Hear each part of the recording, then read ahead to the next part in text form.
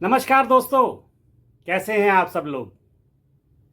एक लंबे अंतराल के बाद आपके समक्ष पुनः उपस्थित हूं मैं देवेंद्र दीवान। मित्रों, कुछ समय से परिवार में कुछ उथल पुथल चलती रही। इस 2 महीने के अंतराल में 7 बुजुर्गों को हमने खोया है अपने परिवार में। तो एक काफ़ी निराशा कह सकते हैं हम, या मुश्किलों या व्यवधान से भरा हुआ ये अंतराल रहा। लेकिन कभी कभी ये सभी मुश्किलें, व्यवधान, ये समस्याएं हमें कुछ सबक दे के जाती हैं, और वो सबक जीवन भर के लिए हमें याद रखने चाहिए। और ये व्यवधान, ये मुश्किलें, ये समस्याएं ज़रूरी भी होती हैं कभी कभी, क्योंकि वो कहते हैं ना, अगर मीठा खाएंगे तो डायबिटीज़ होने के पूरे पूरे चांस होते हैं। तो ये व्यवधान भी आते रहने चाहिए। इस पूरे अंतराल में कुछ बातें मन में इकट्ठी हो गई थी, जो कि एक कहानी का रूप उन्होंने ले लिया। आज आपके सामने एक छोटी सी संवेदनशील कहानी मैं आपके समक्ष रख रहा हूँ। आशा आप इसको पॉजिटिव वे में लेंगे। कहानी का जो शीर्षक है वो मैं भी कुछ दे सकता हूँ। अक्सर आपने देखा होगा, आप चौक पे खड़े हैं, गाड़ी में हैं, आपके शीशे पे कोई नॉक करता है और कुछ मांगता है, या आप जा रहे होते कहीं स्कूटर पे, बाइक पे, तो कोई आपके समक्ष एकदम हाथ फैलाकर कुछ सहायता मांगता है। तो मित्रों, कई बार हमारे मुंह से निकल जाता है, मेरे पास नहीं है, मेरे पास कुछ नहीं है, आज मैं पर्स घर भूल आया। ऐसे कई बातें हैं। परंतु क्या ईश्वर ने आपको सक्षम नहीं बनाया? मैं इस बात का बिल्कुल भी समर्थन नहीं करता कि जो भिक्षावृत्ति होती है उसका मैं समर्थन नहीं करता। परंतु जो ईश्वर ने हमें दिया है, हम वापस क्या दे रहे हैं? वो कुछ गीत की पंक्तियां हैं ना, देश हमें देता है सब कुछ, हम भी तो कुछ देना सीखे। सूरज हमें रोशनी देता, हवा नया जीवन देती है, भूख मिटाने को हम सबकी धरती पर होती खेती है। तो किस प्रकार एक देना, एक समर्पण का भाव हमारे जीवन में होना चाहिए, ये मेरी इस कहानी का आज शीर्षक है, समर्पण। मित्रों, एक भिखारी इस पूरी कहानी का जो है वो एक तरह कहना चाहिए सेंट्रल फिगर है, चीफ कैरेक्टर है। एक राजा जो कि बहुत दयालु है, उसने अपने राज्य में ढिंडोरा पिटवाया कि कल से मैं अपने खजाने के दरवाजे गरीबों के लिए खोल रहा हूँ। तो जो जो गरीब है वो कृपया करके सुबह अपना टोकन ले ले, और जो जितनी जल्दी पहुंचेगा उसको उतना अधिक वो ले सकेगा। अब ये पूरे राज्य में खबर फैल गई कि राजा ने खजाने के दरवाजे खोल दिए।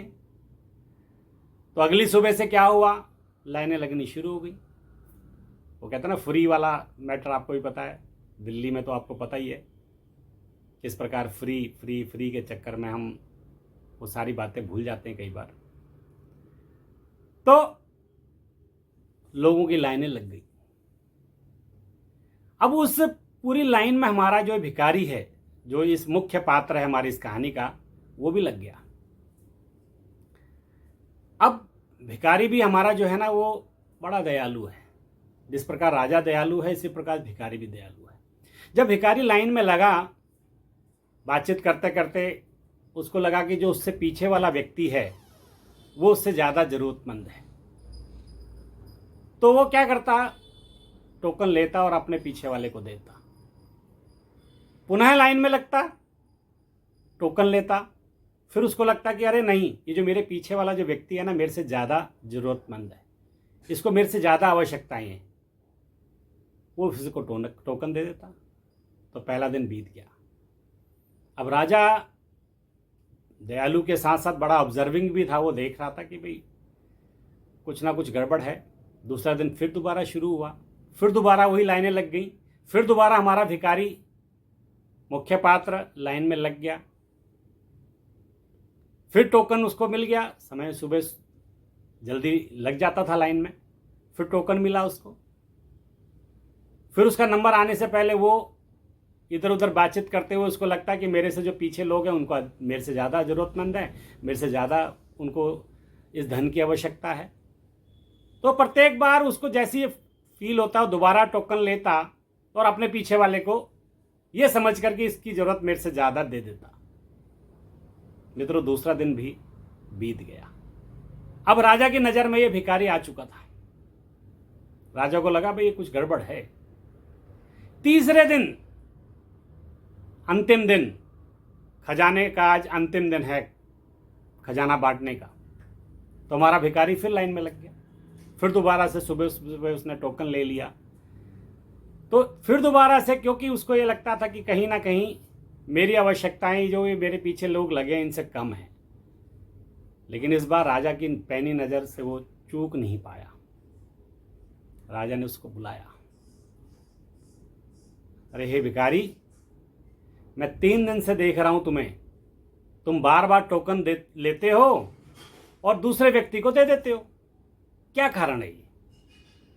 तुम ऐसा क्यों कर रहे हो? कहीं तुम ऐसा तो नहीं हो टोकन को बेच रहे हो? तो राजा के कहने पर भिखारी जो है वो एकदम, कहना चाहिए ना, निडर होके कहने लगा, हे राजा, जो तुम काम कर रहे हो ना, जो कार्य तुम कर रहे हो वही कार्य मैं कर रहा हूं। अब तो क्या था, राजा का गुस्सा 7वें आसमान पर। तुम्हारी हिम्मत कैसे हुई अपनी तुलना एक राजा से करते हुए? मैं तो गरीबों में अपना खजाना बांट रहा हूं और तुम कहते हो मैं भी तुम्हारे समान ही हूं। तो भिखारी ने कहा, हे राजा, मेरी बात जरा ध्यान से सुने। आपने खजाना जो बनाया कहां से बनाया? ये राज्य से ही बनाया ना, और राज्य में ही आप बांट रहे हो, और मैंने तो जीवन में कुछ कमाया ही नहीं। तो जो काम आप कर रहे हो वही मैं कर रहा हूं। आप भी खजाना बांट रहे हो और मैं टोकन बांट रहा हूं। अंतर सिर्फ इतना है कि आपने कभी कुछ कमाया नहीं, वो आप बांट रहे हो, और मैं जो सुबह सुबह उठकर लाइन में लगकर जो टोकन कमाता हूं मैं दूसरे व्यक्ति को दे रहा हूं। अर्थात जो आप काम कर रहे हो वही काम मैं कर रहा हूं। और राजा कहते हैं ना, वो राजा को ऐसा लगा जैसे नींद में से जागा हो, और उसने बड़ा ध्यान से सुना कि अरे ये भिखारी तो इतनी गूढ़ बातें कैसे कर लेता है। और उसने बड़े जब दिल से, सच्चे दिल से सोचा तो उसको बिल्कुल ठीक लगा कि जो मैं काम कर रहा हूं वही काम ये भी कर रहा है। मैं खजाना बांट रहा हूं तो ये टोकन बांट रहा है। तो कहते हैं राजा को अपनी गलती का एहसास हुआ और उसने भिखारी से माफ़ी मांगी और उसको अपना गुरु बना लिया। कहानी छोटी सी है मित्रों। फिर मैं अपनी बात प्रारंभ में आ जाता हूं कि हम कह देते हैं कि हमारे पास कुछ नहीं है, मेरे पास कुछ देने के लिए नहीं है, लेकिन जो आज हमारे पास है वो कितने लाखों करोड़ों लोगों का सपना है जो आज हमारे पास है। अर्थात ईश्वर ने हमें जो दिया है वो उन लाखों करोड़ों लोगों से अधिक दिया है। इसलिए जो हमारे पास आज है वो लाखों करोड़ों लोगों का सपना है। तो अगली बार जब भी देने का मौका आए, जब भी समर्पण करने का मौका आए, तो चूके ना। कि वो एक बहुत सुंदर भजन है ना, वो ना जाने किस रूप में ईश्वर मिल जाए आपको। तो मित्रों, समर्पण हमारे इस देश के समाज में इसकी आवश्यकता है। आज की डेट हमारे पास जो है हम उसको, मैं ये नहीं कहता सर्वस्व, लेकिन जिस प्रकार देखा होगा आपने सिख कम्युनिटी में, वो अपना 10% वो दान पुण्य में लगा देते हैं। बड़ा एक सीखने का उदाहरण है ये। इसी प्रकार जो मुसलमान लोग हैं वो भी अपना कुछ जो है धन वो अपने धर्म के लिए करते हैं। तो समर्पण, फिर वही पंक्तियाँ कि देश हमें देता है सब कुछ, हम भी तो कुछ देना सीखें। मित्रों, ये छोटी सी कहानी मुझे लगता है आपको पसंद आएगी।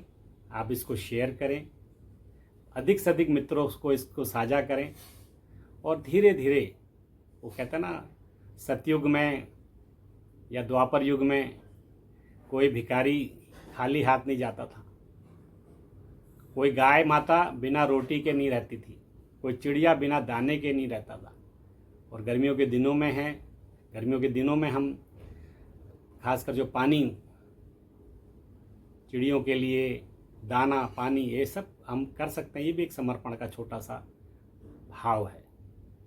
तो इसलिए आपसे मेरा निवेदन है कि इस कहानी को अधिक से अधिक लोगों तक पहुंचाएं। एक संदेश समाज में जरूर जाए कि ईश्वर ने हमें जो जीवन दिया है, इसका कहीं ना कहीं कोई ना कोई अर्थ होना चाहिए। आज हम हैं तो कुछ लोग हमें जानते हैं, परंतु जब हम नहीं रहेंगे तो हमारे जो कृत्य हैं, जो हमने काम किए हैं, जो कार्य किए हैं, उसके नाम से हम जाने जाएंगे। तो धन्यवाद। आपका देवेंद्र दीवान। जय हो।